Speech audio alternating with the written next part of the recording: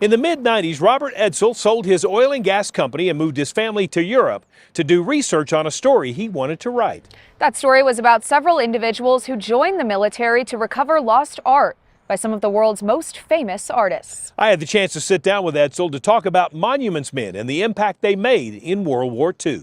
I really wanted to be a professional tennis player, so this career's really gone off the wheels. Robert Edsell was successful in oil and gas and one day made a move most would not make.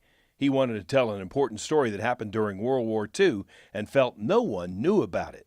So I kept reading and digging, and in the course of time realized this is a really, really huge story about World War II that we don't know about.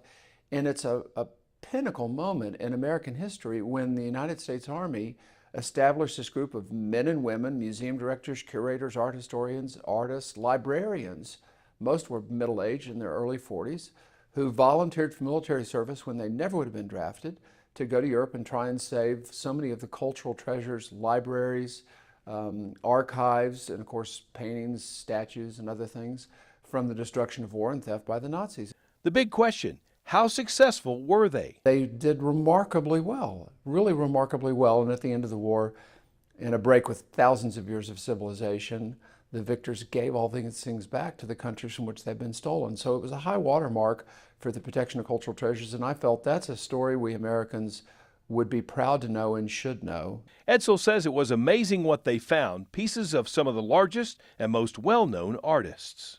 They helped unearth the David by Michelangelo, which had been entombed in brick to try and protect it in case a bomb hit the roof of the building and collapsed. They assisted with the removal of scaffolding from Leonardo da Vinci's Last Supper. To add to the horror of what they uncovered was gold and items that came from victims of Adolf Hitler's fascination with power. And so they went in this mine shaft and found basically like tripping over Fort Knox. 90% of Nazi Germany's gold reserves, worth about $5 billion in today's value.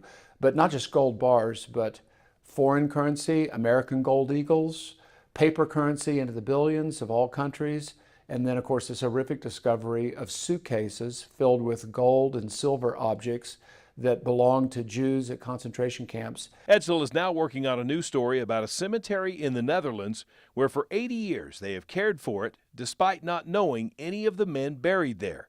They are all American soldiers.